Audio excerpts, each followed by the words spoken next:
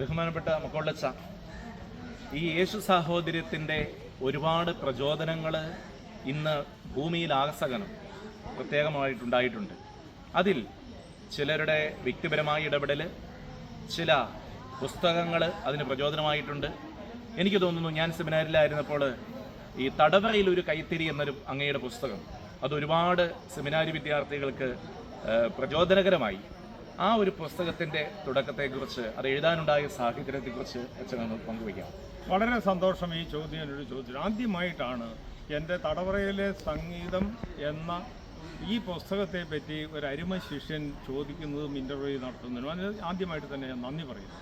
ഈ പുസ്തകം എഴുതാനായിട്ടുള്ള കാരണം, സെമിനാരിയിലായിരുന്ന കാലഘട്ടത്തിൽ ഈ ജയിൽ സന്ദർശനത്തിന് വേണ്ടി പോകുമ്പോൾ അത് മറ്റുള്ളവർക്ക് പ്രചോദനമായി തീരത്തക്ക വിധത്തിൽ വായിക്കാൻ വേണ്ടിയിട്ടാണ് അത് ഞാൻ എഴുതാനായിട്ട് മുന്നോട്ട് വന്നത്.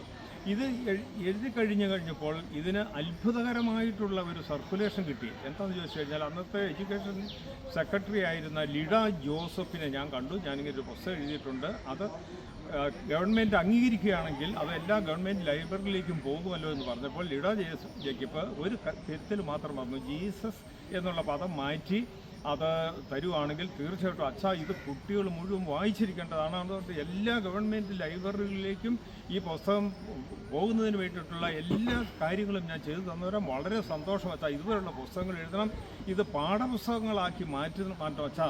നമ്മളുടെ ആളുകൾ ഇങ്ങനെയുള്ള പുസ്തകങ്ങൾ എഴുതുന്നില്ല, പാഠപുസ്തകങ്ങളായിട്ട് വരുന്നില്ല. അതിൻ്റെ ഫലമായിട്ട് നമ്മുടെ പ്രവർത്തനങ്ങളൊന്നും ആരും അറിയുന്നില്ല എന്ന് വളരെ സങ്കടത്തോടു കൂടി അന്ന് ലിട്ടൻ ജോസ് പറയുകയുണ്ടായി. ഇതിൻ്റെ ലക്ഷ്യം ഇത് തന്നെയാണ്. ഇത് മറ്റുള്ളവർ ഇതിൻ്റെ പ്രവർത്തനത്തിൻ്റെ ശൈലി മുഴുവൻ മനസ്സിലാക്കുന്നതിന് വേണ്ടി എല്ലായിടത്തും എത്തുന്നതിന് വേണ്ടിയിട്ടും മാത്രമാണ്, ദൈവമഹത്വത്തിന് വേണ്ടിയിട്ടാണ് ഞാൻ എഴുതിയത്. Okay, thank you father.